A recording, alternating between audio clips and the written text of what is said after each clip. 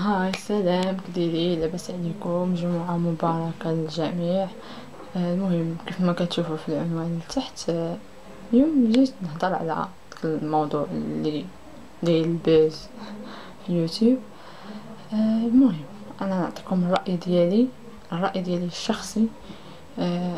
وانا اتحمل مسؤوليته، هذا نتحمل مسؤوليتي في هذا الرأي. يعني انا ما غادي نجي لا مع هدى لا مع اسماء، حتى شي وحده فيهم بالنسبه ليا ما كان عندها الحق، حتى شي وحده فيهم يعني حتى شي وحده فيهم. وانا غادي حطيت بلاصتي، حطيت راسي بلاصه استسمح، حطيت راسي بلاصه طرفين يعني. وعاد حللت، عاد قلت نفرض لو كنت انا في بلاصه هدى وكانت عندي شي صاحبتي، هي سبقاني في شي دومين نابورت كي، يا اليوتيوب يا اي حاجه، مهم اي حاجه كانت سبقاني في الميدان، وانا عاد دخلت ليه وطلبت منها المساعده وهي رفضت. بطبيعه الحال غيبقى فيا الحال كانها صاحبتي، ورفضت. ولكن انا بالنسبه لي انا ككوثر ما غاديش نفضحها، ما غاديش نسرب الاوديويات ديالها، ما غادي نقول حتى شي حاجه، وما غادي نخرج بحتى شي فيديو على اساس انها ما بغاتش تساعدني ولا لا. ما غاديش ندير هادشي. انا بالنسبه ليا هادشي هو اللي غلطات فيه هدى، غلطات في هادشي فاش خرجت الاوديوات وخرجت الاسرار ديال اسماء. انا ما عنديش ماشي مع هاد الفكره نهائيا. لو كنت انا بلاصه اسماء لو كنت بلاصه اسماء بيوتي وقع هاد الشيء، هي من حقها ما تبغي تعاون حتى شي واحد، يعني من حقها الراي ديالها وهي مقتنعه به تدبر راسها. المهم ما بغاتش تعاون حتى شي واحد، شغلها هذاك يتحمل مسؤوليتها. المهم لو كنت بلاصه اسماء ما غاديش نخرج فيديو حتى انا ونجاوب عليها ونفضحها حتى هي، ونقول لها كنتي في الامارات. حنا عارفين اش كيمشيو يديروا في الامارات. شنو كتمعني بهذه الكلمه؟ صحابك الناس مطنقين ولا ما غاديش يفهموا؟ راه الناس كيفهموا، الناس تيفهموا هادشي. المهم انا ما تعجبنيش هادشي، وما عجبنيش عاوتاني اللي قالته اسماء، ما عجبنيش انها فتحات السر ديال امات هدى. يعني مشات عند امات هدى قالت لها انا جيت كنطلب منك السماحه على داكشي اللي دارت لك بنتي، سمحي ليها وعافاك بنتي، ما تقوليهاش لهدى. هادشي بقى بيني وبينك، نوضي انت اسماء قولي هادشي في اليوتيوب وسمعيه الناس كاملين. انا بالنسبه ليا بجوجهم غالطين، وبجوجهم ما كانوش في زعما كيف كنقول ليها، ما عرفتش كنقول ليها. المهم بجوجهم كانوا غالطين في حق بعضياتهم. انا بالنسبه ليا لنفرض انه كنت انا بلاصه اسماء وخرجت البنت وقالت داكشي كامل اللي قالت، غادي نخليها منها الله. ربي اللي غادي يخلص كل واحد كيتخلص على قد نيته. كيقول لك الله يمهل ولا يهمل. يعني راه الدنيا دواره، مرة ليا ومرة عليا، ومرة عليك ومرة عليك. يعني راه ماشي ديما غتكون معاك الدنيا، وماشي ديما غادي تكون ضدك الدنيا. يعني خاصك تكوني انت ذكيه وما تمشيش مور الموجه نقولوا حنايا. وكنتمنى انهم يتصالحوا وما يطول هذا الخلاف وصافي بركه، الله يجعل شي بركه. وكنقول لهدى لو كانت انا في بلاصتك اختي ما غاديش صافي. البنت ما طلبت المساعده صاحبتي وما بغاتش، صافي نمشي نخدم اختي على قناتي بالمحتوى ديالي بالافكار ديالي، يعني بمحتوى يكون زوين وغادي نوصل. واخا غادي نتعطل شي شويه غادي توصلي. يعني تعطلي شي شويه وغادي توصلي، ماشي ما غاديش توصلي حتى شي حاجه ما صعيبه، حتى شي حاجه ما صعيبه في هاد الدنيا كامله، حتى شي حاجه ما صعيبه. يعني كون درتي المحتوى ديالك وتحديتي نفسك وتحديتي كلشي وديري محتوى زوين ومحتوى محتوى ديالك شخصي، غادي توصلي للناس. ماشي بهاد الطريقه غادي نوصلوا، حيت هاد الطريقه كتكون قصيره، ولكن كتكون قصيره في الوصول وقصيره حتى في المده ديال انك توصلي. دغيا ينزل الواحد، دائما الواحد اللي كيختار الطريق القصيره دغيا ينزل ما يطولش بزاف. المهم غادي نخليكم مع الاراء ديالهم بجوج، كل وحده شنو قالت ونرجع من بعد. المهم هانتوما شنو قالت هي هدى. نشارك معكم واحد الموضوع اللي ضرني وغادي تعرفوه دابا. اول حاجه نسمعكم الاوديو وعاد نبدا. سمعينا يا اختي سمعينا، غادي تعرفوا الموضوع. هاودي لا حول ولا قوه الا بالله. لك هكا ما تهضري هكا بصوتك. اويلي اسماء.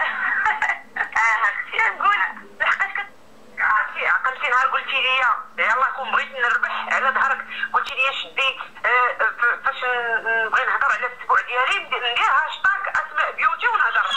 ياك عطيتيني لوطوريزاسيون واش درتها؟ ما درتيهاش. انا قلت لك انا ماشي بنت الحرام، ما باغيش نربح على ظهر شي حد. المهم قالت هي ماشي بنت الحرام، وما نزيدو باش ما نطولوش عليكم. بالعكس شي نصوني لقاش انت انا اللي ناضر.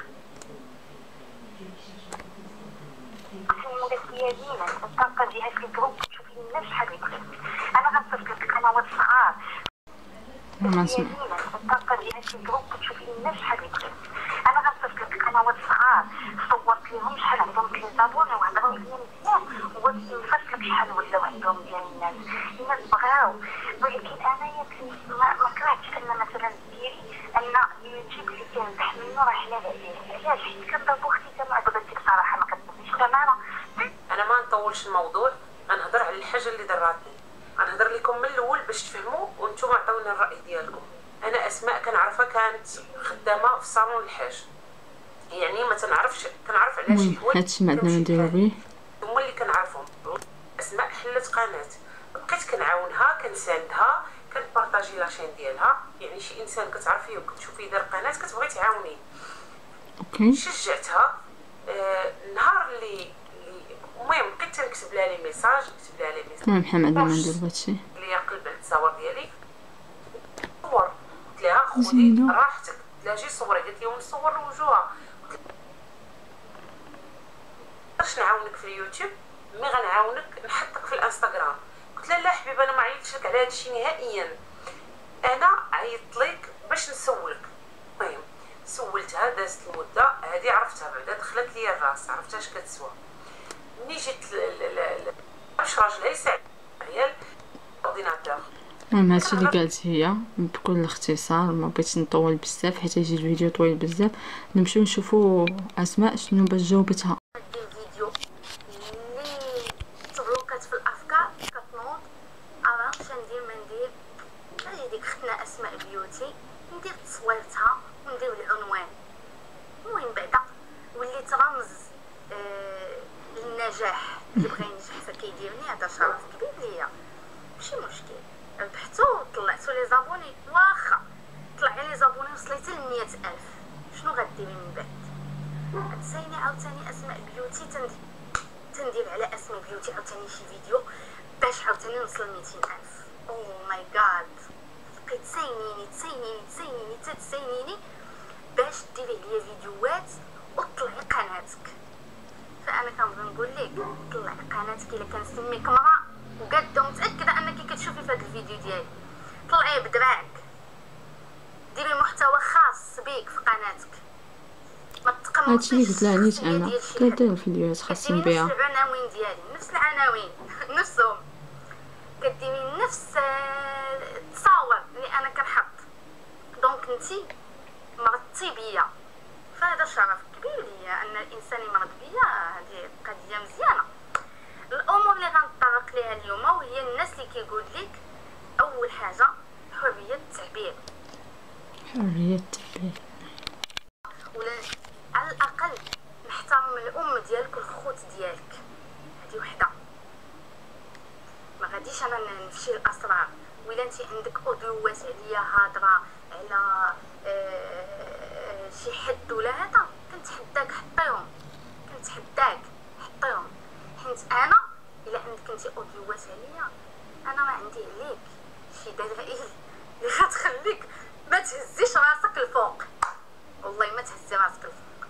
ولكن انا بنت الناس، انا بنت الناس، ما غنأذيكش حيت الوالده ديالك عينيا باقا كتفكرها كيفاش هضرات معايا وعيطات ليا في المشكل الاول، وعيطات وهضرات معايا. سلام اسماء بنتي بخير، وبقى الحال في بشرى وعليها دارت عليك هذاك الفيديو. وما تقلقيش يا بنتي، ما تقلقيش، وعافاك يا بنتي عندك تقوليها ليها. الام ديالك طيبه طيبه طيبه، ما باقي ليا بين عينيا هي وخوتك. طيبه الام ديالك، كتحذرني ما نقولكش راها اتصلت بيا. ها انت قلتيها لي، وهي تقول حشمت من الام ديالك. اما اللي ما عنده سيدو راه عنده لاله، خصك تعرفيها. واسماء بيوتي كال ناشطه ضاحكه مع راجلي، ولكن اللي كيجبدني راه كنولي وحده اخرى. ما تعرفينيش معلوم. فاش تمثلي لي اختي العائله ديالي والزوج ديالي وطعنيني في الشرف ديالي، شكون انت في خلق الله كاع مثلا؟ نجيو لقضيه السبوع اللي قالت لكم لونساتني. جات عندي السبوع وصورت ليها السبوع ولونسيتها، هي لونساتني. حبيبه خصك تعرفي بان قبل ما يكون عندك السبوع عيطتي ليا قلتي لي مبروك عليك القناه وهادي وهادي وهادي، كنت فايته نعطيك هادي كنت فايته بغيت نديرها وما خلاتنيش ماما. واخا ما علينا. تيقول لك انا دوزت الامارات، دوزت بلجيكا، دوزت فرنسا، دوزت السعوديه. اش كنتي اختي كدير في هاد الدول كاملين؟ خدامه. كل واحد عارف اسرار الاخر، فمكاينلاش انني نهضر كثر. الحمد لله 17 عام راني دايره داري مزوجه، 17 عام دايره مستقبلي، جامعه وليداتي وشاده راسي في راجلي ووليداتي وخدامه. فكنظن بان هذه كتكفي ان الانسان يعطيني عليها الشابو. انني من 17 عام وانا مكافحه ولا زلت اكافح. تخيلوا ان الناس بزاف فهادشي انا كنتفق معها. من حقها ما بغاش دير كولابوراسيون مع شي واحد، ما ديرهاش، من حقها كتبقى الراي الشخصي ديال الواحد. بحكم ان زعما صديقه ونخلي الاخرين مساكن اللي كيطلبوا شحال. ما يمكنش، يا اما ندير كولابوراسيون لا لكل شيء، يا اما ما ندير حتى واحد. وهذاك القرار كان عندي فاش يلاه بديت القناه، انني ما غنديرش ما يدير ليا حتى حد كولابوراسيون، حتى انا ما غنديرها لحتى حد. هادشي عجبني اللي قالتو اسماء ديالنا اشد الناس اولا لي زابوني اولا المشاهدين انك تحط لهم هذوك المشاكل ديالنا. بصح ما كانش عليها ديرها. نقول انايا وبغيت هاد الهضره ان شاء الله توصل ليها، هي انني انا حاطه الامور كلها قانونيه. شديت محامي، حاطه البلان عليها.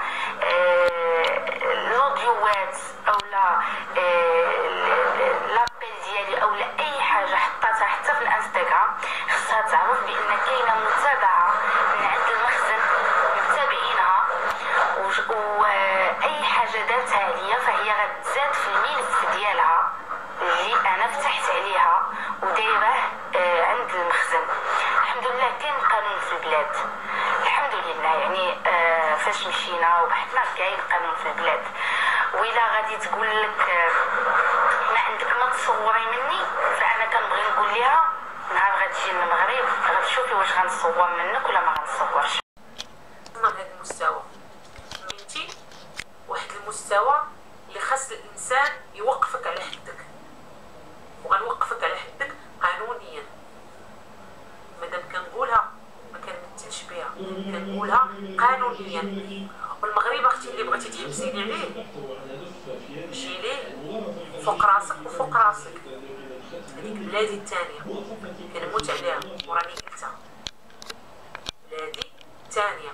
شي حوايج ما نناقشهمش معاك، لا داعي. انت كتعرفي راسك، كتعرفي المستوى ديالك، وانا عارفه راسي وعارفه المستوى ديالي، مع انك عارفه المستوى ديالي. هاي السلام كديري؟ لاباس عليكم؟ جمعة مباركة للجميع. المهم كيف ما كتشوفوا في العنوان لتحت، اليوم جيت نهضر على الموضوع اللي داير الباز في يوتيوب. المهم انا نعطيكم الرأي ديالي الشخصي، وانا اتحمل مسؤوليته. هذا اتحمل مسؤوليتي في هذا الرأي. يعني انا ما غادي نجي لا مع هدى لا مع اسماء، حتى شي وحده فيهم بالنسبه ليا ما كان عندها الحق، حتى شي وحده فيهم يعني حتى شي وحده فيهم.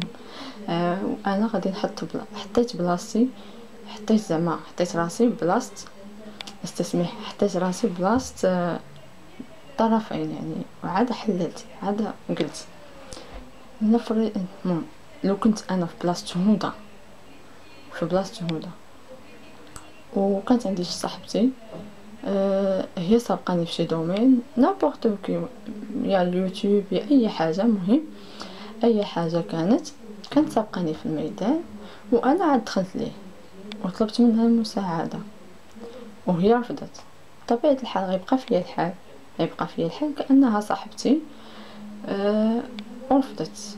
ولكن انا بالنسبه لي انا ككوثر ما غاديش نفضحها، ما غاديش نسرب الاوديويات ديالها، ما غادي نقول حتى شي حاجه، وما غادي نخرج بحتى شي فيديو على اساس انها ما بغاتش تساعدني ولا لا. ما غاديش ندير هادشي. انا بالنسبه ليا هادشي هو اللي غلطات فيه هدى، غلطات في هادشي فاش خرجت الاوديوات وخرجت الاسرار ديال اسماء. انا ما عنديش ماشي مع هاد الفكره نهائيا. لو كنت انا بلاصه اسماء لو كنت بلاصه اسماء بيوتي وقع هاد الشيء، هي من حقها ما تبغي تعاون حتى شي واحد، يعني من حقها الراي ديالها وهي مقتنعه به تدبر راسها. المهم ما بغاتش تعاون حتى شي واحد، شغلها هذاك يتحمل مسؤوليتها. المهم لو كنت بلاصه اسماء ما غاديش نخرج بفيديو حتى انا ونجاوب عليها ونفضحها حتى هي، ونقول لها كتمشي كنتي في الامارات. حنا عارفين اش كيمشيو يديروا في الامارات، شنو كتمعني بهذه الكلمه؟ صحابك الناس ممكن ولا ما غاديش يفهموا، راه الناس كيفهموا، الناس تيفهموا هادشي. المهم انا ما تعجبنيش هادشي، وما عجبنيش عاوتاني اللي قالته اسماء، ما عجبنيش انها فتحات السر ديال امات هدى. يعني مشات عند امات هدى قالت لها انا جيت كنطلب منك السماحه على داكشي اللي دارت لك بنتي، سمحي ليها وعافاك بنتي، ما تقوليهاش لهدى. هادشي بقى بيني وبينك، نوضي انت اسماء قولي هادشي في اليوتيوب وسمعيه الناس كاملين. انا بالنسبه ليا بجوجهم غالطين، وبجوجهم ما كانوش في زعما كيف كنقولوا ليها، ما عرفتش كنقول ليها. المهم بجوجهم كانوا غالطين في حق بعضياتهم. انا بالنسبه ليا لنفرض انه كنت انا بلاصه اسماء وخرجت البنت وقالت داكشي كامل اللي قالت، غادي نخليها منها الله، ربي اللي غادي يخلص كل واحد كيتخلص على قد نيته. كيقول لك الله يمهل ولا يهمل، يعني راه الدنيا دواره، مره ليا ومره عليا، ومره عليك ومره عليك. يعني راه ماشي ديما غتكون معاك الدنيا، وماشي ديما غادي تكون ضدك الدنيا.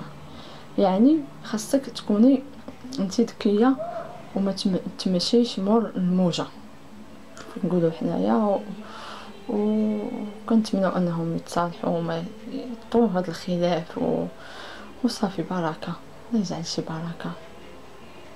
وكنقول لهدى لو كانت انا في بلاصتك اختي ما غاديش صافي البنت ما طلبت المساعده صاحبتي وما بغاتش، صافي نمشي نخدم اختي على قناتي بالمحتوى ديالي بالافكار ديالي، يعني بمحتوى يكون زوين وغادي نوصل واخا غادي نتعطل شي شويه غادي توصلي، يعني تعطلي شي شويه وغادي توصلي، ماشي ما غاديش توصلي حتى شي حاجه ما صعيبه، حتى شي حاجه ما صعيبه في هاد الدنيا كامله، حتى شي حاجه ما صعيبه. يعني كون درتي المحتوى ديالك وتحديتي نفسك وتحديتي كل شيء وديري محتوى زوين ومحتوى ديالك شخصي غادي توصلي للناس. ماشي بهاد الطريقه غادي نوصلوا، حيت هاد الطريقه كتكون قصيره ولكن كتكون قصيره في الوصول وقصيره حتى في المده ديال انك توصلي. دغيا ينزل الواحد، دائما الواحد اللي كيختار الطريق القصيره دغيا ينزل ما يطولش بزاف. المهم غادي نخليكم مع الاراء ديالهم بجوج، كل وحده شنو قالت ونرجع من بعد. المهم هانتوما شنو قالت هي هدى. نشارك معكم واحد الموضوع اللي ضرني وغادي تعرفوه دابا. اول حاجه نسمعكم الاوديو وعاد نبدا. سمعينا يا اختي سمعينا. غادي تعرفوا الموضوع. هاودي لا حول ولا قوه الا بالله. لك هكا ما تهضر لك هكا بصوتك. اويلي اسماء. اختي نقول لحقاش عقلتي نهار قلتي لي يلاه كون بغيت نربح على ظهرك، قلتي لي شدي فاش نبغي نهضر على الاسبوع ديالي ندير هاشتاغ اسماء بيوتي ونهضر. ياك عطيتيني لوطوريزاسيون واش درتها؟ ما درتيهاش. انا قلت لك انا ماشي بنت الحرام، ما باغيش نربح على ظهر شي حد معايا. المهم قالت هي ماشي بنت الحرام، وما نزيدو باش ما نطولوش عليكم. كمل شي نصولي بقاش انت انا اللي ناضر. ديما الطاقه ديالك في الجروب تشوفي الناس شحال يكون. انا غنصيفط لك قنوات صغار. ما نسمع. الطاقه ديالك في الجروب تشوفي الناس شحال يكون. انا غنصيفط لك قنوات صغار صورت لهم شحال عندهم كليزابون وهضروا ليا مزيان ونفصل لك شحال ولاو عندهم ديال الناس بغاو، ولكن انايا ما كرهتش ان مثلا ديري ان اليوتيوب اللي كنربح منه راه حلال عليه. علاش؟ حيت كنضربو اختي كنعجبتك صراحه ما كتبغيش تماما. انا ما نطولش الموضوع، غنهضر على الحاجه اللي ضراتني، غنهضر لكم من الاول باش تفهموا وانتم عطيوني الراي ديالكم. انا اسماء كنعرفها كانت خدامه في صالون الحاج، يعني ما كنعرف على شي حوايج هادشي ما عندنا نديرو به. هما اللي كنعرفهم. اسماء حلت قناه، بقيت كنعاونها كنساندها كنبارطاجي لاشين ديالها، يعني شي انسان كتعرفيه وكتشوفيه دار قناه كتبغي تعاونيه. اوكي شجعتها. النهار اللي المهم بقيت تنكتب لها لي ميساج، المهم حنا ما عندنا ما نديرو هادشي. اللي قلب على التصاور ديالي صور، قلت لها خذي راحتك، قلت لها جي صوري، قالت لي ونصور وجهها. باش نعاونك في اليوتيوب مي غنعاونك نحطك في الانستغرام. قلت لها لا حبيبه انا ما عيطتش لك على هادشي نهائيا، انا عيطت لك باش نسولك. المهم سولتها، دازت المده هذه عرفتها بعدا، دخلت لي الراس، عرفتها اش كتسوى. ملي جيت باش راجلها يساعد عيال اورديناتور. المهم هادشي اللي قالت هي بكل اختصار، ما بغيتش نطول بزاف حيت يجي الفيديو طويل بزاف. نمشيو نشوفوا اسماء شنو باش جاوبتها. الفيديو اللي تبلوكات في الافكار كتنوض عرفت شندير ما ندير. هذه ديك ختنا اسماء بيوتي ندير تصويرتها وندير العنوان. المهم بعدا وليت رمز للنجاح. اللي بغى ينجح فكيديرني، هذا شرف كبير ليا، ماشي مشكل. ربحتو وطلعتو لي زابوني، واخا طلع لي زابوني وصليت ل 100,000، شنو غديري من بعد؟ غتسايني عاوتاني اسماء بيوتي تندير على اسماء بيوتي عاوتاني شي فيديو باش عاوتاني نوصل ل 200,000. او ماي جاد، بقيت تساينيني باش ديري عليا فيديوهات وطلعي قناتك. فانا كنبغي نقول لك طلعي قناتك الا كنسميك مرا وقاده متاكده انك كتشوفي في هذا الفيديو ديالي، طلعي بدراعك، ديري محتوى خاص بيك في قناتك، ما تقمص هادشي اللي قلت لها نيت الشخصية انا ديال شي قلت حد. لها الفيديوهات خاصين كديري بها. نفس العناوين ديالي، نفس العناوين نفسهم، كديري نفس التصاور اللي انا كنحط. دونك نتي مرضتي بيا، فهذا شرف كبير ليا ان الانسان يمرض بيا. هذه قضيه مزيانه. الامور اللي غنطرق ليها اليوم وهي الناس اللي كيقول لك اول حاجه حريه التعبير، حرية التعبير، ولا على الاقل نحترم الام ديالك والخوت ديالك. هذه وحده. ما غاديش انا نفشي الاسرار. ولا انت عندك اوديوات عليا هضره على شي حد ولا هذا، كنتحداك حطيهم، كنتحداك حطيهم.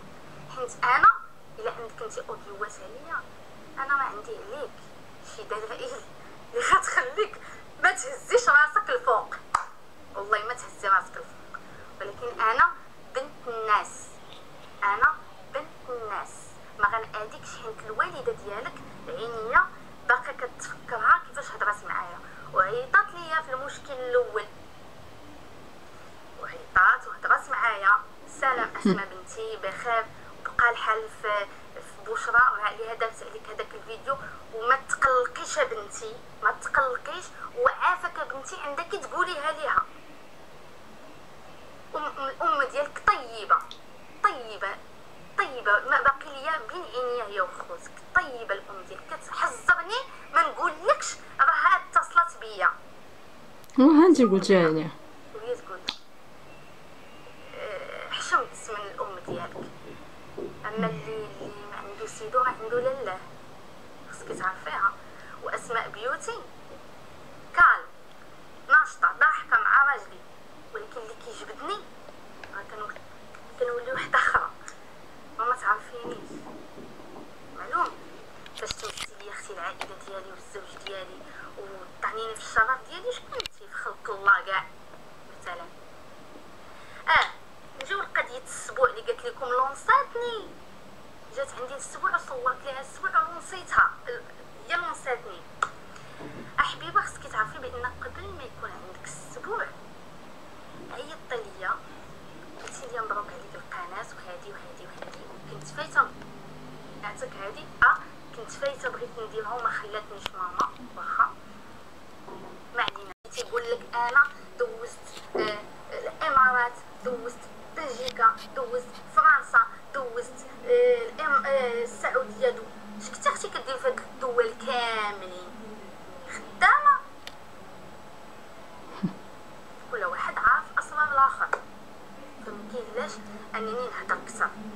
الحمد لله 17 عام راني دايره داري مزوجه، 17 عام دايره مستقبلي، جامعه وليداتي مشات راسي في راجلي ووليداتي وخدامه. فكنظن بان هذه كتكفي ان الانسان يعطيني عليها الشابو. انني من 17 عام وانا مكافحه ولا زلت اكافح. تخيلوا ان الناس بزاف فهادشي انا كنتفق معها. من حقها ما بغاش دير كولابوراسيون مع شي واحد ما ديرهاش، من حقها كتبقى الرأي الشخصي ديال الواحد. بحكم ان زعما صديقه ونخلي الاخرين مساكن اللي كيطلبوا شحال. ما يمكنش يا اما ندير كولابوراسيون لكل شيء، يا اما ما ندير حتى واحد. وهذاك القرار كان عندي فاش يلاه بديت القناه، انني ما غنديرش ما يدير ليا حتى حد كولابوراسيون، حتى انا ما غنديرها لحتى حد. هادشي عجبني اللي قالتو اسماء ديالنا اشد الناس اولا لي زابوني اولا المشاهدين انك تحطي لهم هذوك المشاكل ديالنا. بصح ما كانش عليها ديرها. نقول انايا وبغيت هاد الهضره ان شاء الله توصل ليها، هي انني انا حاطه الامور كلها قانونيه. شديت محامي حاطه البلان عليها. الاوديوات اولا لابيل ديالي اولا اي حاجه حطيتها حتى في الانستغرام خصها تعرف بان كاينه متابعه من عند المخزن متابعينها، واي حاجه دارتها ليا فهي غتزاد في الملف ديالها اللي انا فتحت عليها ودايره عند المخزن. الحمد لله كاين قانون في البلاد، الحمد لله. يعني فاش مشينا وبحثنا كاين قانون في البلاد. وإلا غادي تقول لك ما عندك ما تصوري مني، فانا انا كنبغي نقول ليها نهار غتجي للمغرب غتشوفي واش غنصور منك ولا ما غنصورش. من هذا المستوى فهمتي، واحد المستوى اللي خاص الانسان يوقفك على حدك، وغنوقفك على حدك قانونيا. مادام كنقولها ما كنمثلش بها، كنقولها قانونيا. والمغرب اختي اللي بغيتي تحبسيني عليه جي ليه فوق راسك وفوق راسك. هذيك بلادي الثانيه كنموت عليها وراني قلتها، بلادي الثانيه. شي حوايج ما نناقشهمش معاك، لا داعي. انت كتعرفي راسك، كتعرفي المستوى ديالك، وانا عارفه راسي وعارفه المستوى ديالي، مع انك عارفه المستوى ديالي. المهم هادشي اللي قالوه هما على بعضياتهم، وكل وحده قالت رفعت غنتابعك قانونيا. لا اش نقول انا، نقول الله يهدي ما خلق، وكنتمنى انه يتصالحوا وما نكبروش الموضوع اكثر من هكا. صافي بركه وصافي، هذا هو الراي ديالي. المفاجاه اللي قلت لكم في العنوان هي بالنسبه لي انا اليوتيوبرز المغربيه اللي كتعجبني وكتحمقني، بغيت شي نهار نكون بحالها ونوصل داكشي اللي وصلت لي، هي إكرام بيلانوفا. قمه التواضع، كتصرف بعفويه بتلقائيه، بزاف ومع العلم ان بزاف الناس جبدوها وعايروها وما خلاو ما قالوا عليها، ولكن هي عمرها نزلت للمستوى ديالها وجاوبتهم. لا كانت كدير فيديوهات كتجاوب على الاسئله اللي كيطرحوا عليها المتتبعين ديالها، اللي دايرين معاها ابوني في لاشين ديالها، كنت كنجاوبهم بكل تلقائيه وبكل عفويه وبكل صراحه. انا هذيك هي اليوتيوبرز الوحيده اللي كتعجبني في المغرب، في البنات الوحيده في البنات اللي كتعجبني ومازال كتعجبني، وكنت متبعاها من البدايات ديالها، يعني من يلا بدات لاشين ديالها وقيله باش يلا بدات ما عقلتش من امتى، شي دابا شي 3 سنين باش هي فتحات القناه ولا 4 سنين. المهم البدايات ديالها انا كنت متبعاها وكتعجبني، وحد الان باقا متبعاها وباقي كتعجبني، وباقي كنتفرج لها في الفيديوهات ديالها وكتعجبني بزاف. وكنتمنى الفيديو يكون عجبكم، وكنتمنى حتى شي واحد ما يتقلق من هذا الفيديو، حيت انا قلت الراي ديالي بكل صراحه في الموضوع. قلت الراي ديالي وانا كنتحمل مسؤوليته. المهم انا ما عايرت حتى شي واحد وما قلت حتى شي حاجه خايبه على شي وحده فيهم. قلت داكشي اللي كاين وانتم سمعتوا كل وحده شنو قالت على الاخرى. المهم انا بالنسبه ليا ما كنتش غادي ندير بحال هدى وما كنتش غادي ندير بحال اسماء بالنسبه ليا انا. وكنتمنى الفيديو يكون عجبكم، ونتمنى ما نكونش ثقيله عليكم. ولا عجبكم الفيديو ولا عجبكم المحتوى ديال القناه ما تنساوش تدعموني بجيم وتابوناو عندي في لاشين، تفعلوا الجرس باش يوصلكم اي جديد. وشكرا لكم، ونهايه اسبوع سعيده للجميع ان شاء الله. باي باي.